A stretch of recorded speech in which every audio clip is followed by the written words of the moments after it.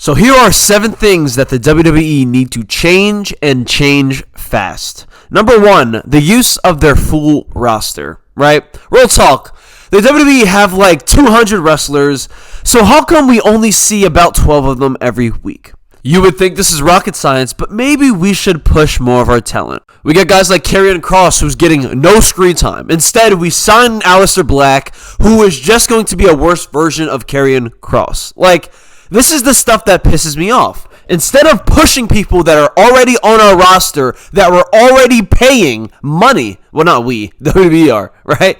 We instead sign people that are going to do the same, that are just going to be stuck. We're going to pay them, and they're just going to be stuck in the mid-card or doing nothing every week, right? Penta is already stuck, losing to the Judgment Day or battling the Judgment Day every single week. Rey Fenix, I don't know what he's doing, to be honest. They're already dead. Rusev's fighting the fucking Alpha Academy. No story. There's no story. Like, here's the thing. When there's new characters, new superstars, there should be some type of excitement, intrigue. Is anyone excited to see Tozawa versus Rusev?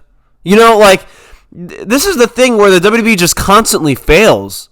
Now, on to the second point. The WWE need consistent characters, right? It feels like one week there's a heel, then the second week they turn to a babyface. Like, if someone's popular enough and someone's over enough as a heel, they turn on babyface. No, that's not what you do. If like Rhea Ripley, right, when she was heel, and then the fans started cheering her just because of how she looked, you make her do something so bad that they cannot not boo her.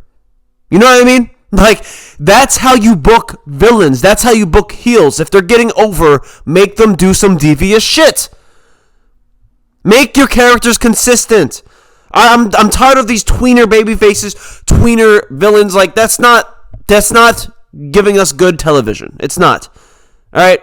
We need a heel and a babyface. When you bring Gunther versus Logan, when they had that promo on Monday Night Raw, that's 2 heels. Who are you cheering for and who are you rooting for? Now people are like, oh, they're turning Gunther babyface. Why? And how? Just because he talks to Logan Paul doesn't mean he's a babyface. All I'm asking is, give us a reason for why someone turns heel or someone turns face, right? If you're a babyface, stay babyface. If you're a heel, stay heel, right? If they change, give us a really strong reason to why. That's all I'm asking. Now, for my third point, I want to talk about the commentary team. Now, for both shows, right? With NXT, it's a little different because you have someone like Booker T, who brings the entertainment value of WWE, you know, World Wrestling Entertainment. You look at the commentators, none of them are entertaining at all. Wade Barrett is probably the most entertaining when it comes to the main roster commentators. But when I'm watching a show, it feels like I'm watching some PowerPoint someone has to read off of a fucking script. To be honest, I want our commentators to be more like characters, right? They don't have to play themselves. Play a character, right? Elevate yourself. Make yourself a little more entertaining, you know? Like, you guys are talking throughout the whole show. At least be entertaining. So that I don't think that's a hard ask. I mean, Booker T does that all of NXT. And briefly, I want to talk about NXT. NXT's recent show was really good in my opinion. Honestly, it was better than the main roster shows. So, however, there's going to come a point where they're going to have to push Trick Williams and Obafemi out of NXT. And NXT will probably go back to the C show. But as of now, they just have these top guys that, like Obafemi, in my opinion, he feels stronger than a Sami Zayn, right? Is that crazy to say? He feels stronger than Jey Uso. Like, look at Obafemi and look at Jey Uso. Who am I supposed to take more serious, guys? Obafemi is better on the mic. Obafemi has better in-ring ability. Obafemi has a better character, a better physique. I mean, literally, he's better at everything than Jey Uso. So if I'm looking at champions, what champion can I take seriously, more serious? It's Obafemi. And you look at Trick Williams, Trick Williams is better than Jey Uso. So, like, the top guys on NXT are better than the top guys on Monday Night Raw. Besides Seth Rollins. I'll give Seth Rollins and Braun Breaker, they're great, okay? But the other people, they can really just go to NXT. Austin Theory, he can go back to NXT. Grayson Waller, go back to NXT. They don't care. Sheamus is barely on the fucking show. You know? Like, it doesn't feel like there's many fucking characters. Soon, Obafemi and Trick Williams are going to go to the main roster, and probably different brands, right? I think Trick Williams is going to go to SmackDown, Obafemi go to Raw, and Obafemi is going to terrorize Raw. I mean, I don't see anyone stopping Obafemi besides Gunther. Sorry, I forgot to bring up Gunther. But Gunther, I mean, he did tap out to Jey Uso in 7 seconds. So, all right, on to the next point. WWE needs to feel real again. Whenever you bring reality into the WWE, into wrestling, the fans will automatically care more and be more intrigued into what you are selling. It's not rocket science. When The Rock came back and took Cody's spot for WrestleMania, everyone cared all of a sudden, right? The "We Want Cody" chant started to happen. And that led to one of the better WrestleManias that we've had in our recent time. So, and even look at Charlotte Flair and Tiffany Stratton's feud from this WrestleMania. It was horrible, right? But the one good part of their feud was when Tiffany Stratton brought up how Charlotte Flair's, her divorce life and how her marriage went. That was actually interesting because people didn't know, was that scripted? Was that fake? Like, what happened? Is that how it was supposed to go? So that is what we need more of. And Triple H has to know this, guys. There's no way that Triple H doesn't know that reality, when you bring elements of reality, that helps sell. He has to. And if he doesn't, then fucking do it. You know what I mean? Like, damn. And having John Cena as champion, you can honestly do any storyline with John Cena, right? This guy's one of the best actors he's the best actor in WWE, okay? He can do any fucking storyline. Same with The Rock, right? He's just like The Rock. Do something similar with John Cena.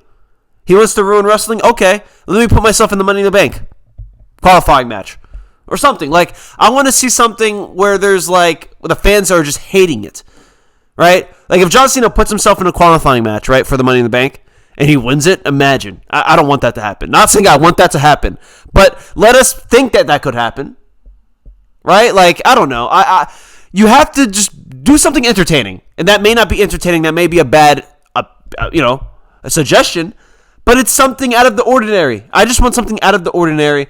Now, this is going to be short and simple. We just need smaller shows, shorter shows. Like, 3 hours is way too fucking long, right? It feels like it's 5 hours. And the crazy thing is, a problem of mine is that we don't see our talent, right? We have 3 hours, but we're still not seeing half of our roster. So, I don't see the point of having 3 hours.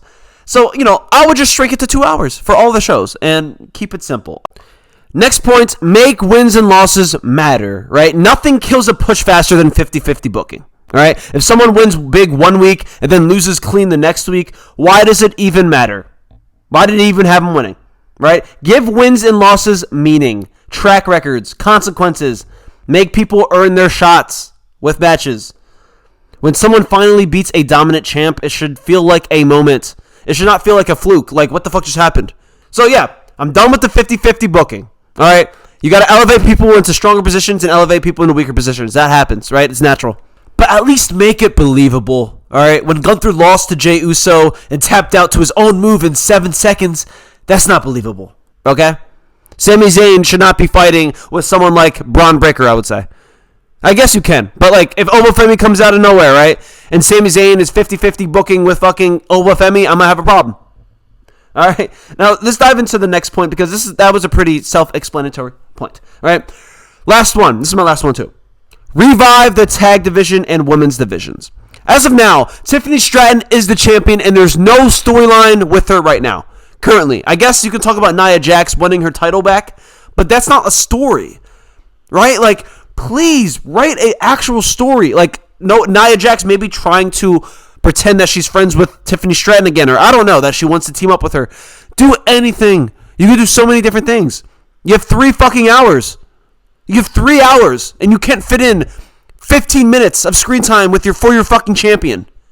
However, we do have SmackDown tomorrow night, so we'll see whatever Triple H has written up for her. Hopefully there's a plan, okay? That's all. Hope there's a plan. However, let's talk about the tag team division. I think SmackDown in particular have been doing a better job with their SmackDown division. They've been elevating Fraxium, making them a believable tag team. Raw, I can't really say the same. New Day comes out, have a promo. Honestly, don't remember what they say. I think they say the same shit. They basically shit on whatever town or city they're in. And I think they're calling out the Creed brothers. I'm not sure. I have to check up on that. But yes, Raw needs to step up with their tag division. They need to give us some creative ideas or something. I don't know, man. Now, that is the list, right? 7 things WWE need to do. need to fix ASAP. Right? If you agree, you disagree, want to fight me in the comments section, do it. All right? Smash the like button, hit the subscribe for more wrestling talk, and I'll catch you guys on the next one. Peace out.